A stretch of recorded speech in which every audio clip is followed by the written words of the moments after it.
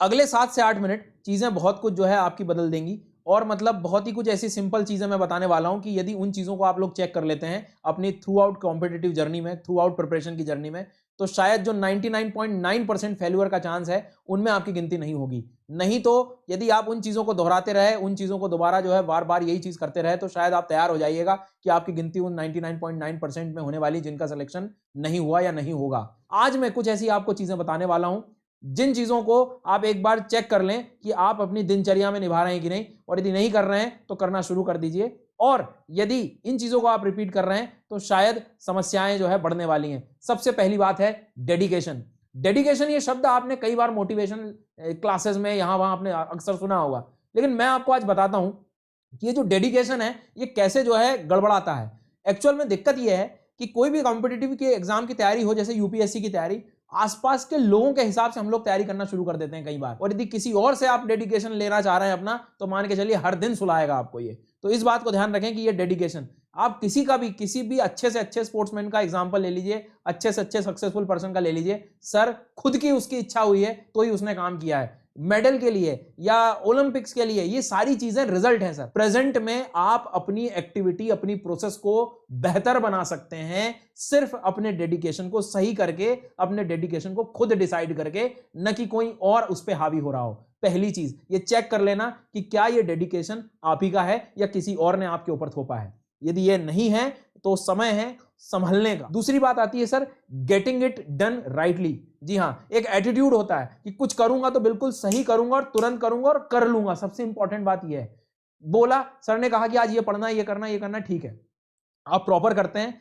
Proper उसको revise करते हैं, प्रोसेस में आते हैं। और यदि ये चीजें नहीं कर रहे हैं आप, तो मान के चलना मतलब सब सिस्टम खराब है। तीसरी सबसे मोस्ट इंपॉर्टेंट बात, जो समस्या गिनाना, कंप्लेन करना, क्रिटिसाइज करना, अरे मैं तो जो है दिल्ली में होता तो मैं अच्छी तैयारी कर लेता, माहौल बन जाता वहां, यहाँ तो कुछ माहौल नहीं मिलता मुझे, तो यहाँ पे मोटिवेशन नहीं मिलता, ये नहीं होता, वो नहीं होता, भेज दिया दिल्ली आपको। दिल्ली गया, अरे यहाँ तो बहुत गर्मी होती है, रूम बहुत छोटे हैं, बहुत ज्यादा किराया है, खाना नहीं मिलता, टाइम से नहीं आता, ये अब समस्या है। मतलब आप एक्चुअल में वहां जहां पहले पढ़ रहे थे, वहां जहां कंप्लेंट कर रहे थे, स्थान परिवर्तन के बाद आपकी जो है कंप्लेंट करने के परिवर्तन में आ गई। मतलब कंप्लेंट जो है उनमें भी नए नए तरीके निकाल लिए आपने, थोड़ी कंप्लेंट बड़े लेवल की हो गई। इनको सबको बंद करना पड़ेगा।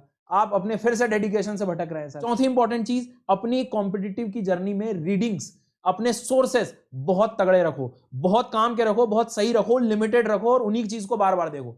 ये नहीं कि हर 2 मिनट के अंदर 2 दिन में नई नई स्ट्रेटेजी देखी, नया टॉपिक बदल लिया, नया ये कर लिया, और नई चीजें जो है, नई किताबें रख लूंगा मैं, ये किताबें इकट्ठा करना बंद करो।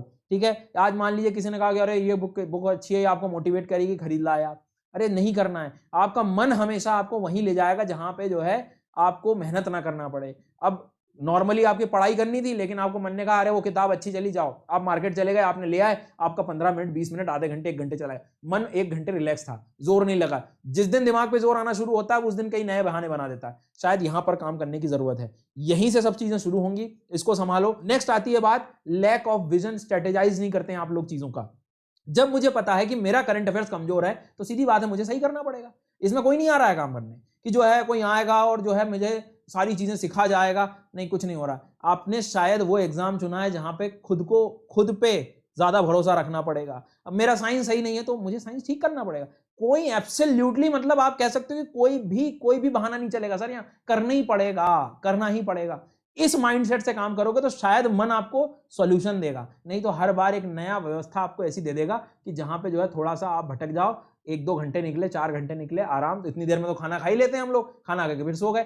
मन हमेशा आपको वहीं ले जाएगा, कंफर्ट जोन में आपके। ठीक है, ये बातें ध्यान रखना। सबसे काम की चीज इस पूरी प्रिपरेशन में टाइम मैनेजमेंट। पता ही नहीं है कि टाइम कहां वेस्ट कर रहे हैं हम लोग। मतलब आप 24 घंटे में से 8 घंटे सोने के निकाल दो, 2-3 घंटे के जो आपके नॉर्मल डेली रूटीन के काम है वो अलग कर दो। सर बाकी के 13 से 14 घंटे क्या हो रहा है, क्या कर रहे हैं, पता ही नहीं है। ब्रश करने जा रहे हैं, 20 मिनट लगा दिए, गया समय जो कीमत वाली जो बात होती है, तो मैं कीमत वाली बात ये कर रहा हूं कि समय को आप उपयोग करना सीख जाओ। तो इन सब चीजों को आपको बंद करना पड़ेगा।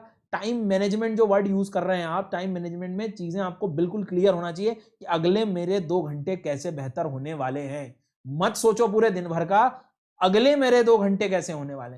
यही ठीक से कर लिया, यही वाला जो पैटर्न है इसको संभाल लिया, तो आपका काम हो जाएगा।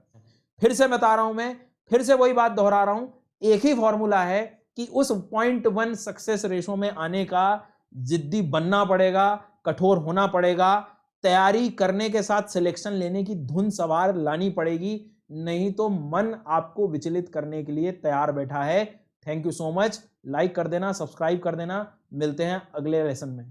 धन्यवाद।